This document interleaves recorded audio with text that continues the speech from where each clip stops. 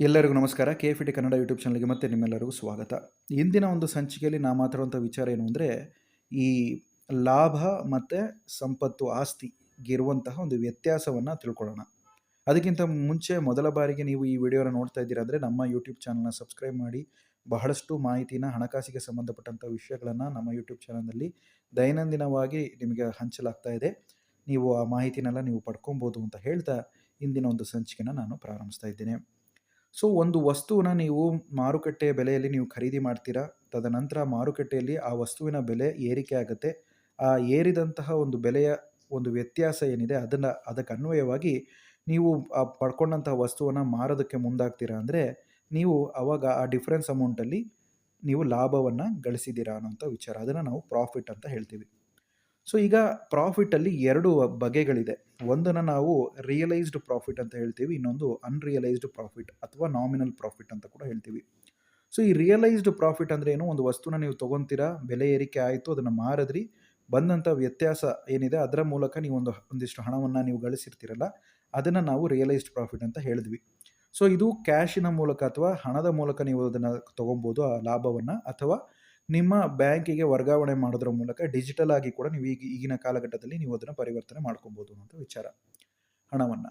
So, ಈಗ unrealised profit ಅಂದರೆ ಏನು? ಸೊ, ಈ ಅನ್‌ರಿಯಲೈಸ್ಡ್ ಪ್ರಾಫಿಟ್ ಅಥವಾ ನಾಮಿನಲ್ ಪ್ರಾಫಿಟ್ ಅಂದರೆ, ಒಂದು ವಸ್ತುನ ನೀವು ಖರೀದಿ ಮಾಡಿರ್ತೀರಾ.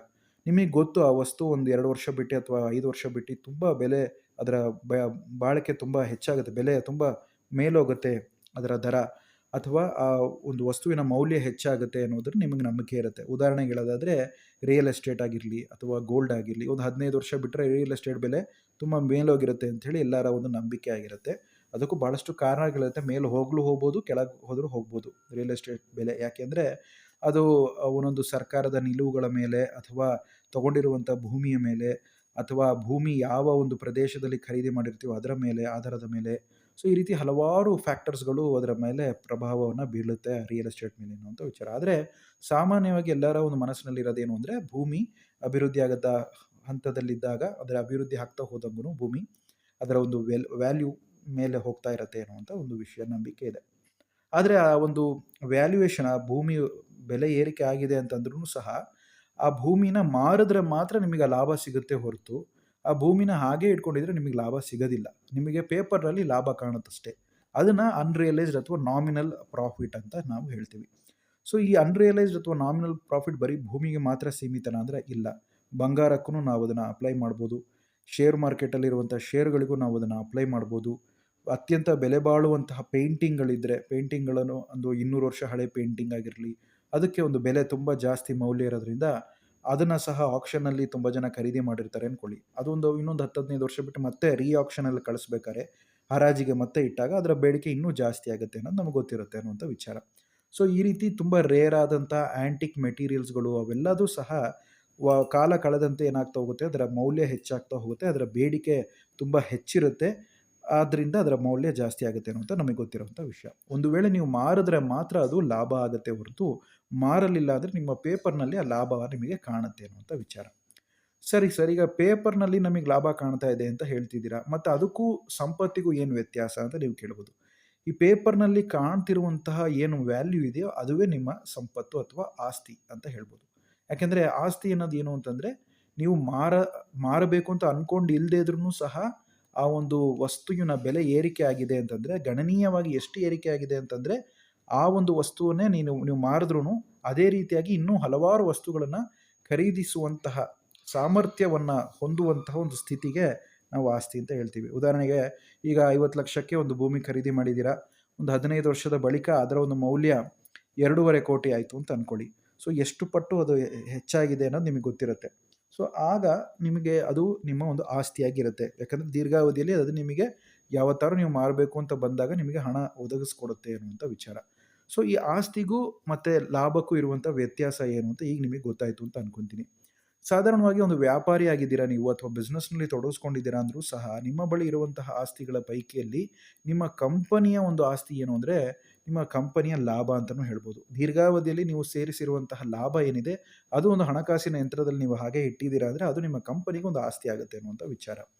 ಅಥವಾ ಆ ಕಂಪನಿಯಲ್ಲಿ ನೀವು ಗಳಿಸಿದಂಥ ಲಾಭವನ್ನು ಕಂಪನಿಗೆ ಮತ್ತೆ ಪುನರ್ ಬಳಕೆ, ಅದ ಅದ ಹೇಗೆ ಅಂದರೆ, ಕಂಪನಿಯ ಉಪಕರಣ ಖರೀದಿ ಆಗಿರ್ಬೋದು, ಉಪಕರಣ ಬರೋದಿಲ್ಲ. ಅದು ಕಂಪನಿಯ ನೆಲ, ಜಮೀನು ಖರೀದಿ ಮಾಡಿರ್ಬೋದು ಕಂಪನಿ ಹೆಸರಿನಲ್ಲಿ. ಇದು ಜಮೀನಿನ ವ್ಯಾಲ್ಯೂ ಮೇಲೆ ಹೋಗ್ತಾ ಇದ್ದಂಗೂ ಅದಕ್ಕೆ ಒಂದು ಆಸ್ತಿ ರೀತಿಯಲ್ಲಿ ಅದನ್ನು ಪರಿಗಣಿಸಲಾಗೋದ್ರಿಂದ ಅದು ನಿಮಗೆ ಒಂದು ರೀತಿಯ ಅಸೆಟ್ ಆಗುತ್ತೆ ಅನ್ನುವಂಥ ವಿಚಾರ. ಆದರೆ ಆ ಜಮೀನನ್ನು ಹಾಗೇ ನೀವು ಬಿಟ್ಟರೆ ಉತ್ಪತ್ತಿ ಜಾಸ್ತಿ ಇರಲ್ಲ, ಪ್ರೊಡಕ್ಟಿವಿಟಿ ಅನ್ನೋದಿರಲ್ಲ. ಅದನ್ನು ನೀವು ಪ್ರೊಡಕ್ಟಿವ್ ಆಗಿ ನೀವು ತೊಡಗಿಸ್ಕೊಂತೀರಾ ಅಂದಾಗ ಇನ್ನೂ ಅದರ ಒಂದು ಮೌಲ್ಯ ಜಾಸ್ತಿ ಆಗುತ್ತೆ. ಯಾಕಂದರೆ ಪ್ರೊಡಕ್ಟಿವ್ ಆಗಿ ತೊಡಗಿಸ್ಕೊಂಡಾಗ ನಿಮಗೊಂದು ಪ್ರಾಫಿಟ್ ಅನ್ನೋದು ಬರ್ತಾ ಇರುತ್ತೆ. ದೀರ್ಘಾವಧಿಯಲ್ಲಿ ಅದು ನಿಮಗೆ ಇನ್ನೂ ಹೆಚ್ಚಿನ ಒಂದು ಕ್ಯಾಶ್ ಫ್ಲೋ ರೀತಿಯಲ್ಲಿ ನಿಮಗೆ ಹಣವನ್ನು ಕೊಡ್ತಾ ಇರುತ್ತೆ ಅನ್ನುವಂಥ ವಿಚಾರ. ಸೊ ಈಗ ನೀವು ಒಂದು ಕಂಪನಿನ ಸ್ಟಾರ್ಟ್ ಮಾಡಿದ್ದೀರಾ, ಕಂಪನಿಯನ್ನು ಮುಂದೆ ನಡೆಸ್ಕೊಂಡು ಹೋಗ್ತಾ ಇದ್ದೀರಾ, ಅದನ್ನು ಇನ್ನೂ ಸಹ ಬೆಳೆಸಬೇಕು. ಬರೀ ಒಂದೇ ಜಿಲ್ಲೆಗೆ ಅಥವಾ ಒಂದೇ ಪ್ರದೇಶಕ್ಕೆ ಸೀಮಿತವಾಗಿರದೆ ಜಿಲ್ಲಾದ್ಯಂತ ಹರಡಿಸ್ಬೇಕು, ರಾಜ್ಯಾದ್ಯಂತ ಕಂಪನಿಯಲ್ಲಿ ಬ್ರಾಂಚಸ್ಗಳನ್ನು ಮಾಡಬೇಕು, ದೇಶದಾದ್ಯಂತ ಬ್ರಾಂಚನ್ನು ಮಾಡಬೇಕು ಅಂತಂದರೆ ನೀವು ನಿಮ್ಮ ಕಂಪನಿಯ ಶೇರ್ಗಳನ್ನು ಹರಾಜಿಗೆ ಹಾಕ್ತೀರಾ. ಅದನ್ನು IPO ಅಂತ ಹೇಳ್ತೀವಿ. IPO ಹಾಕೋದ್ರ ಮೂಲಕ ನಿಮ್ಮ ಕಂಪನಿಯ ಒಂದು ಷೇರಿನ ವ್ಯಾಲ್ಯೂ ಏನಾಗುತ್ತೆ ಜಾಸ್ತಿ ಆಗುತ್ತೆ. ಯಾಕಂದರೆ ಸಾಮಾನ್ಯ ಜನರು ಆ ಒಂದು ಶೇರ್ಗಳನ್ನು ಖರೀದಿ ಮಾಡ್ತಾರೆ. ಆ ಶೇರ್ಗಳನ್ನು ಅವರು ಖರೀದಿ ಮಾಡೋದ್ರಿಂದ ಏನಾಗುತ್ತೆ, ನಿಮ್ಮ ಕಂಪನಿಯ ಒಂದು ಬೆಲೆ, ಡಿಮ್ಯಾಂಡ್ಗೆ ತಕ್ಕಂತೆ ಅದರ ಬೆಲೆ ಕೂಡ ಮೇಲೆ ಹೋಗುತ್ತೆ ಅನ್ನುವಂಥ ವಿಚಾರ. ಆಗ ನಿಮ್ಮ ಬಳಿ ಇರುವಂಥ ಶೇರ್ ಇರುತ್ತೆ. ನಿಮ್ಮ ಬಳಿ ಒಂದು 50% ಅಥವಾ 60% ಶೇರ್ ನಿಮ್ಮ ಬಳಿ ಇದೆ ಅಂತಂದರೆ, ಮಾರುಕಟ್ಟೆಯಲ್ಲಿರುವಂಥ 30-40% ಶೇರಿನ ಬೆಲೆ ಜಾಸ್ತಿ ಆಗಿದೆ ಅಂದರೆ ಆಟೋಮೆಟಿಕ್ಕಾಗಿ ನಿಮ್ಮ ಬಳಿ ಇರುವಂಥ ಷೇರು ಸಹ ಜಾಸ್ತಿ ಏರಿಕೆನ ಕಂಡಿದೆ ಅನ್ನುವಂಥ ವಿಚಾರ. ಆದ್ದರಿಂದ ತುಂಬ ಜನ ಏನು ಮಾಡ್ತಾರೆ, ಬಿಸ್ನೆಸ್ನಲ್ಲಿರುವಂಥವ್ರು CEO ಆಗಿರಲಿ ಅಥವಾ ಫೌಂಡರ್ಸ್ಗಳಾಗಿರಲಿ, ಸಾಲ ಬೇಕು ಅಂತಂದರೆ ಅವರು ಡೈರೆಕ್ಟಾಗಿ ಪರ್ಸ್ನಲ್ ಲೋನು ಅಥವಾ ಗೋಲ್ಡ್ ಲೋನು ಈ ಥರದ್ದೆಲ್ಲ ತೊಗೊಳಕ್ಕೆ ಹೋಗೋದಿಲ್ಲ. ಅವರು ಶೇರ್ಸ್ಗಳನ್ನು ಏನು ಮಾಡ್ತಾರೆ, ಸೆಕ್ಯೂರಿಟೀಸ್, ಲೋನ್ ಬ್ಯಾಕ್ಡ್ ಸೆಕ್ಯೂರಿಟೀಸ್ ಅಂತ ಅಥವಾ ಲೋನ್ ಅಗೇನ್ಸ್ಟ್ ಸೆಕ್ಯೂರಿಟೀಸ್ ಅಂತೇಳಿ ತಮ್ಮ ಶೇರ್ಗಳನ್ನು ಅಡಮಾನವಾಗಿಟ್ಟು ಹಣವನ್ನು ತೊಗೊತಾರೆ. ಅದ್ರ ಮೂಲಕ ಅವರಿಗೆ ಬಡ್ಡಿ ದರನೂ ಸಹ ಕಮ್ಮಿ ಇರುತ್ತೆ ಮತ್ತು ಆ ಹಣವನ್ನು ಅವ್ರು ಯಾವಾಗ ಬೇಕಾದ್ರೂ ಹಿಂದಿರುಗಿಸಿ ಕೊಡುತ್ತಾರೆ. ಯಾಕೆಂದರೆ ಬಿಸ್ನೆಸ್ ಮಾಡೋದ್ರಿಂದ, ಬಿಸ್ನೆಸ್ ಲಾಭ ಗಳಿಸೋದ್ರಿಂದ ಮತ್ತು ಅದು ಬಡ್ಡಿಯನ್ನು ಆರಾಮಾಗಿ ಅವ್ರು ಕಟ್ಟುವಂಥ ಒಂದು ಸಾಮರ್ಥ್ಯ ಅವರಿಗೆ ಇರೋದ್ರಿಂದ ಹೆಚ್ಚಿನ ಪ್ರಮಾಣದಲ್ಲಿ ಅವರಿಗೆ ಸಾಲದ ಸೌಲಭ್ಯವನ್ನು ಬ್ಯಾಂಕ್ಗಳು ಒದಗಿಸಿಕೊಡುತ್ತೆ, ನೀಡುತ್ತೆ ಅನ್ನುವಂಥ ವಿಚಾರ. ಸೊ ಆದ್ದರಿಂದ ನೀವು ಆಸ್ತಿಯ ಗಳಿಕೆಯ ಬಗ್ಗೆ ನಿಮ್ಮ ಯೋಚನೆ ಇರಬೇಕೇ ಹೊರತು ಅಲ್ಪಾವಧಿ ಲಾಭದ ಬಗ್ಗೆ ನಿಮ್ಮ ಚಿಂತನೆಗಳು ಅಥವಾ ಯೋಚನೆಗಳು ಇರಬಾರ್ದು ಅಂತಲೇ ನಾನು ಹೇಳ್ತೀನಿ. ಆದರೆ ಆ ಒಂದು ಆಸ್ತಿಯ ಗಳಿಕೆ ಒಂದೇ ತಿಂಗಳಲ್ಲಿ ಬಂದ್ಬಿಡುತ್ತಾ ಅಂತಂದರೆ ಇಲ್ಲ, ಅದಕ್ಕೆ ತುಂಬ ಟೈಮ್ ತೊಗೊಳುತ್ತೆ. ಒಂದು ರೀತಿ ಟೆಸ್ಟ್ ಮ್ಯಾಚ್ ಇದ್ದಂಗೆ ಕ್ರಿಕೆಟ್ನಲ್ಲಿ. ಸೊ ಆ ರೀತಿ ನೀವು ದೀರ್ಘಾವಧಿಯಲ್ಲಿ ನೀವು ಗಮನಿಸಿಕೊಂಡು ತಾಳ್ಮೆ, ಸಹನೆ ಮತ್ತು ಅದೇ ರೀತಿಯಲ್ಲಿ ಪರಿಶ್ರಮ ಮತ್ತು ಸಮಯಕ್ಕೆ ತಕ್ಕಂತೆ ನೀವು ಅದಕ್ಕೆ ಹೂಡಿಕೆಯನ್ನು ಮಾಡ್ಕೊತಾ ಹೋದರೆ ನೀವು ಸಹ ನಿಮ್ಮ ಬಳಿ ಇರುವಂತಹ ಯಾವುದೇ ಒಂದು ಹಣಕಾಸಿನ ಯಂತ್ರವೂ ಸಹ ಆಸ್ತಿಯಾಗಿ ದೀರ್ಘಾವಧಿಯಲ್ಲಿ ಮಾರ್ಪಾಡಾಗುತ್ತೆ ಅನ್ನೋದ್ರಲ್ಲಿ ಎರಡನೇ ಮಾತಿಲ್ಲ. ಈ ಒಂದು ಸಂಚಿಕೆ ತಮಗೆ ಹಿಡಿಸಿದರೆ ಲೈಕ್ ಮಾಡಿ, ನಿಮ್ಮ ಅನಿಸಿಕೆ ಅಭಿಪ್ರಾಯಗಳನ್ನು ಕಮೆಂಟ್ಗಳ ಮೂಲಕ ತಿಳಿಸಿ. ತಪ್ಪದೆ ನಮ್ಮ ಯೂಟ್ಯೂಬ್ ಚಾನಲ್ನ ಸಬ್ಸ್ಕ್ರೈಬ್ ಮಾಡಿ, ನಿಮ್ಮ ಸ್ನೇಹಿತರಿಗೂ ಸಹ ಸಬ್ಸ್ಕ್ರೈಬ್ ಮಾಡೋಕ್ಕೆ ಹೇಳಿ ಅಂತ ಹೇಳ್ತಾ, ಮುಂದಿನ ಸಂಚಿಕೆಯಲ್ಲಿ ಇನ್ನೊಂದು ಸ್ವಾರಸ್ಯಕರವಾದಂಥ ವಿಷಯದೊಂದಿಗೆ ಭೇಟಿ ಮಾಡ್ತೀನಿ. ಧನ್ಯವಾದಗಳೊಂದಿಗೆ ನಿಮ್ಮ ಸಂದೇಶ.